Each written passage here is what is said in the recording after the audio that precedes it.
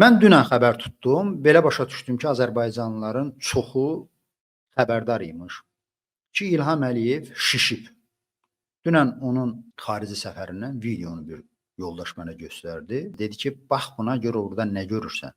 Və ilk diqqətimi çəkən oldu ki, İlhamın sir-sifəti şişib, gözü görünməz dərəcədə balacalaşıb. Dedim, bunu nəzərdə tutursan? Dedi, hə. Sonra baxdım müzakirələrə, bəzi dostlardan soruşdum ki, bu nə ilə bağlıdır?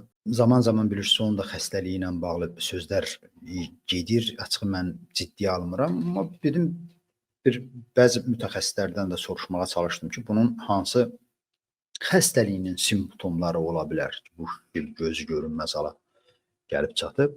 İnandığım insanların dediyi rəy bundan ibarət oldu ki, ciddi bir xəstəlikdən söhbət getmir. İlham Əliyevin plastik əməliyyat keçirib burnunu kəsdirdiyi deyilir.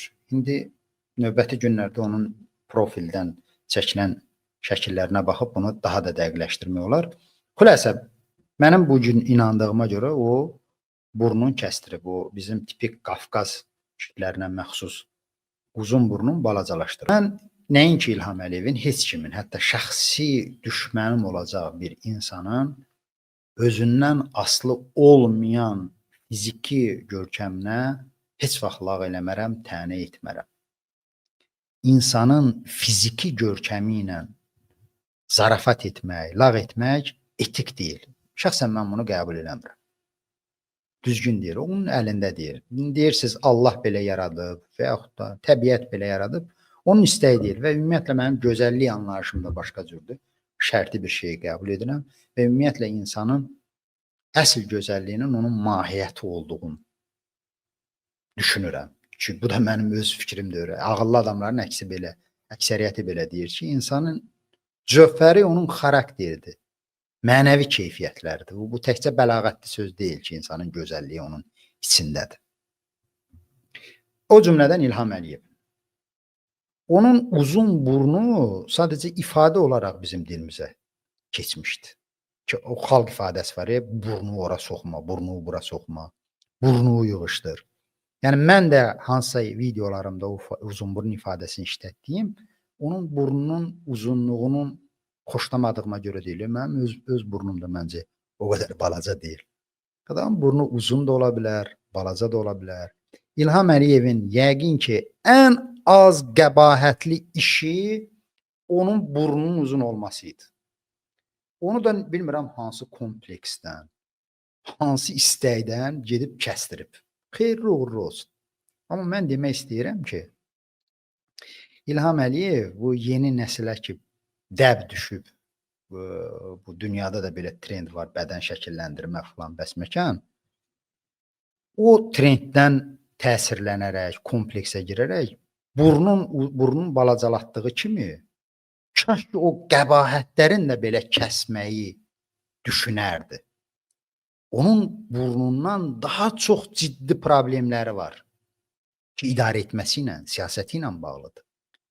İlham Əliyevlə bağlı, İlham Əliyevin özünü gözəlləşdirməsi ilə bağlı sizə bir mifologiya nümunəsi, bir nağıl danışmaq istəyirəm. Uzun-uzun danışmayacağam. Nağıl dili yürək olar. Fransızların bir nağılı var. La Belle et la Bête adlanır. Tərcüməsi gözəl və eybəcər deməkdir. Mən baxmamışam, amma deyirlər ki, onun filmi və cizgi, bədii və cizgi filmi də var. Mən nağılın özünü oxumuşam. Çox ibrətamiz nağıldır. Və İlhamın bu özün gözəlləşdirmək hadisəsin o nağılın kontekstində izah edəcəm. Bir də bir mifoloji hekayətin.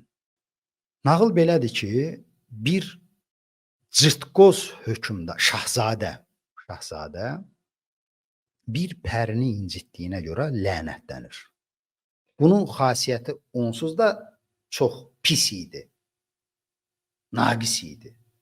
O pərini incitdiyinə görə, nahaq yerə incitdiyinə görə ümumiyyətlə lənətlənir. Lənət də bundan ibarət olur ki, heç kimin məhəbbətinə layiq ola bilmir.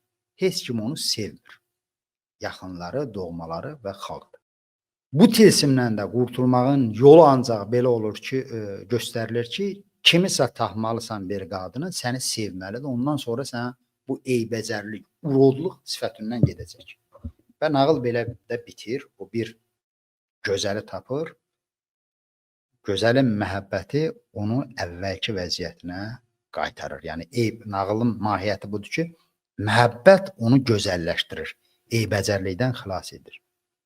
İlham Əliyev də bu tərsinə gedir. Həm fiziki olaraq, həm də elə siyasi olaraq, siyasi bir obraz olaraq İlham Əliyevin köhnə şəkillərinə baxın. Hakimiyyətdən əvvəl, gənclik şəkilləri mən götürdüm, baxdım. Onun içi üzünə vurur. Yəni görürsən, rahat, xoşbəxt və s. Amma hakimiyyət onu idbarlaşdırdı. Təkcə fizikən yox, yəni sözümü təkrarlayıram. Ən qatı düşmənimin də fiziki qüsurlarına gözəl deyə becərliydi, mən söz deyə bilmərəm. Demişəmsə də hardasa bu mənim səhvim olub. Hər halda mən yadıma sala bilmirəm ki, istər siyasətdə, istər siyasətdən kənar kiməsə fiziki naqisliyinə görə, çatışmazlığına görə irad tutum təyin eləyir. Fakt bundan ibarətdir ki, İlham Əliyev o nağıldakının əksinə olaraq hakimiyyəti dövründə, şahlığı, şahzadəlik dövründə mənən eybəcərləşdi, siyasi olaraq eybəcərləşdi. Çünki o məhəbbətdən məhrum oldu, məhəbbətin qazana bilmədi xalqın, insanların. Bu qorxu mühiti ilə, asıb kəsməklə, bandadellə, NKVD ilə, insanları şantaj eləməklə, bu yaltaqların dediklərin ki, Allah mənim ömrümdən kəsib İlhama calasın, onlar boş söhbətdir, əziz tamaşaçılar. Elə bilirsiniz ki, biz bilirik, İlham bilmir ki, ona tərif yağdıranlar hamısı boğazdan yuxarı danışır. Bu da bilir. Bu da bilir və onun əzabını çəkir. Və yolu da bilmirəm Allah bəsarətini bağlayıb, yoxsa həqiqətən çətindir ki, bunun düsturu ortadadır da. Xalqa gözəl görünməyin, onu sevdirməyin, özünü sevdirməyin yolu muskulu göstərmək, yumruğu göstərmək, burnu kəstirməkdən keçmir. Xalqı sevməkdən keçir. Xalqa məhəbbət bəsləməkdən gedir. Bu məhəbbət də yalandan o ucuz mahnılarda olduğu kimi məhəbbət bayağı məhəbbət mahnıları oxumaqla olmur ki, ürəyinin yağını yandırmalısan xalq üçün. Ondan uğurluq eləməməlisən. Ondan ədalətli davranmalısan. Yalan danışmamalısan. Onun qayğısına qalmalısan. Onun problemin öz problemin kimi başa düşməlisən. Onda xalqın məhəbbətini qazanacaqsan və gözəlləşəcəksən. Həqiqi gözəllik sənin olacaq. Plastik əməliyyatsız, nə bilim, botoksuz, motoksuz. Həm siyasi cəhətdən, həm mənəvi cəhətdən, həm fiziki cəhətdən. Latin Amerikasının birinin Kolumbiya idi, yoxsa hara idi? Boliviyanın prezidenti var. Rəhmətə getdi 4-5 ay bundan əvvəl. Bir dənə onun görkəminə baxın, əziz tamaşaçılar. Yəni onun həyat hekayəsini bilməsək biz, sadəcə fiziki görkəminə baxsa çox adam, insanların çoxu stereotiplə, ön yarğı ilə çıxış eləyir də, biz görkəmə çox alid olmuşuq. Deyərsən ki, bu nədir ya, bu küpə girən qarının kişi variantıdır filandır. Yəni, məndən beş bitər, bidi, figurası, nə bilim, görkəmi xarizmatik deyildi. Amma o kişi idarə etməsinə görə komada yaşayırdı, bilirsiniz. Öz bir dənə də köhnə adını xatırlamağa çalışarıq və yaxud da siz şərh yerinə yazın. Boy balaca, qarın 2 metr çıxıb, saçın daramır filandır. Amma siz düşünürsünüzmü ki, kimsə onun fiziki görkəmin müzakirə eləsin və yaxud da desin, danışsın. Çünki adam o qədər böyük təmənnasızlıqla, ədalətlə, cəmiyyəti ilə davranırdı ki, o məhəbbət fiziki sayıla biləcək o qüsurlar da örtbasdır eləyirdi. Heç kimin vecinə deyildi. O gözəldir, göyçəkdir, yaraşıqlıdır, xarizmatikdir. Onun əməlləri ora gətirib çatdırmışdı ki, o toxgözlüyü ilə, hüquqa və insanlara hörməti ilə xalqın, təkcə öz xalqının yox, bütün dünyada onun videoları populyardır, girib özünüz də tapa bilərsiniz. Çünki acgöz deyil idi, yalancı deyil idi, rüşvətxor deyildi, köhnə bir maşınla ora gedirdi, bura gedirdi. Xalqın gözündə belə gözəlləşmə olur. İlham Əliyevin gözəllik həsədi, gözəl görükmək həsədi onun faciəsini gətirəcək. Və bu da Yunan mifologiyasından Narsisin hekayətində göstərilib. Narsis eynən bu bayaq nağılda danışdığım kimi Yunan tanrıçalarının lənətinə gəlmiş bir şahzadə idi.